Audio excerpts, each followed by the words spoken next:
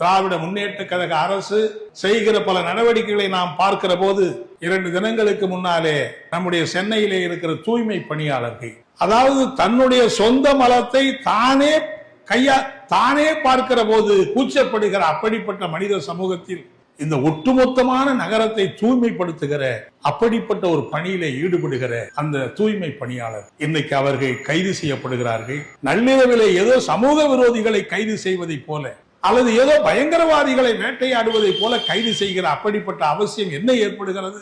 நீதிமன்றத்தை பார்த்தால் அங்கே போராடுகிற அந்த ஊழியர்களை கார்ப்பரேஷன் அலுவலகத்துக்கு முன்னாலே அவரை அப்புறப்படுத்துங்கள் என்று நீதிமன்றம் உத்தரவிடுகிறது. நான் நீதிபதிகளை பார்த்து கேட்க விரும்புகிறேன், அந்த கார்ப்பரேஷன்ல வேலை செய்யக்கூடிய அந்த தொழிலாளிகள் அங்கே போராடாமல் எங்க போய் போராட முடியும்? வழக்கறிஞர்களுக்கு பாதிப்பு என்று சொன்னால் அவர்கள் நீதிமன்றத்திலே தான் போராடுவார்கள். நீதிபதிகளுக்கு ஒரு பாதிப்பு என்று சொன்னால் நீங்கள் நீதிமன்றத்திலே தான் போராட முடியும். கார்ப்பரேஷன் ஊழியர்கள் போராடுவதற்கு மெரினா கடலுக்கா செல்ல முடியும்?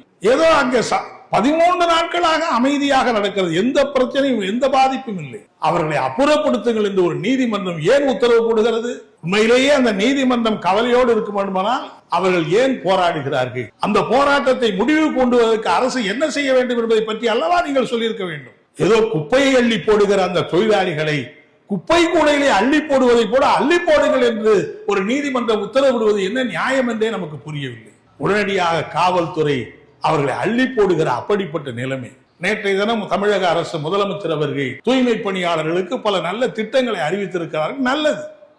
நான் என்ன கேட்கிறேன் என்று சொன்னால், அதையே 2 தினங்களுக்கு முன்னால் முதலமைச்சர் அவர்கள் அறிவித்து அந்த தொழிலாளிகளோடு பேசி ஒரு சுமூக தீர்வையை ஏற்படுத்தி இருக்கலாம். அவர்களை அராஜகமான முறையிலே கைது செய்து மண்டபங்களை அடைத்து வைத்துவிட்டு அதுக்கு பிறகுதான் அதை அறிவிக்க வேண்டும் என்கிற அவசியம் என்ன இருக்கிறது? எனவே நம்மை பொறுத்த வரையில் மதசார்பற்ற சக்திகள் என்கிற அடிப்படையில நாமெல்லாம் இணைந்து போராட வேண்டிய ஒரு அரசியல் தேவை இருக்கிறது. அந்த பயணத்தை நாம் தொடருவோம். ஆனால் அதே நேரத்தில் இப்படிப்பட்ட மக்கள் விரோதமான நடவடிக்கைகளை ஒருபோது நாம் ஏற்றுக்கொள்ள முடியாது, அதை அங்கீகரிக்க முடியாது. அது மட்டுமல்ல, இன்றைக்கு தூய்மை பணி துவங்கி சமூகத்தில் இருக்கிற எல்லாமே இன்றைக்கு தனியார் மயம் என்று போனால் ஒட்டுமொத்தமான நாடே தனியாருக்கு தாரை வார்க்கிற அப்படிப்பட்ட நிலைமைதான் ஏற்படும். எல்லாவற்றையும் தனியார் கொடுத்து விட்டால் நீங்கள் சொல்லுகிற சமூக நீதி கோட்பாடு அங்கே எங்கே வரப்போகிறது? சமூக நீதிக்கு அடிப்படையாக இருக்கிற இடஒதுக்கீடு அங்கே யார் அமலாக்க போகிறார்கள்?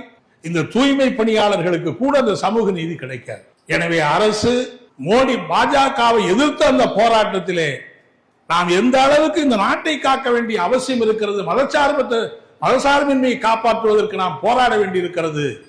மத்திய அரசினுடைய மோசமான நடவடிக்கைகளை எடுத்து ஒன்றுபட்ட போராட்டத்திலே நாம் இணைந்து போராட வேண்டிய அதே நேரத்தில் இன்னொரு பக்கம் தமிழக மக்களுடைய உழைப்பாளிகளுடைய தொழிலாளிகளுடைய உரிமையை தட்டி பறிக்கிற அந்த நடவடிக்கை, அனைத்து துறைகளிலும் தனியார் மயத்தை ஊக்குவிக்கிற அப்படிப்பட்ட நடவடிக்கையை இந்த அரசு மேற்கொள்ள கூடாது என்பதையும் நாம் வலியுறுத்த வேண்டியது அவசியம் இருக்கிறது என்பதையும் இந்த நேரத்திலே சொல்லி, பெற்ற சுதந்திரத்தை பாதுகாப்போம். இந்த சுதந்திரத்தை பாழ்படுத்துகிற எந்த நடவடிக்கை நாம் அனுமதிக்க மாட்டோம். மதசார்பின்மையை பாதுகாப்போம். போராடி பெற்றிருக்கிற அரசியல் சுதந்திரத்தை பாதிக்கக்கூடிய மோடி அரசுடைய நடவடிக்கைகளை நாம் முறியடிப்போம் என்கிற முறையிலே நாம் உறுதியேற்று செயல்படுவோம் என்று இந்த நேரத்தில் சொல்லி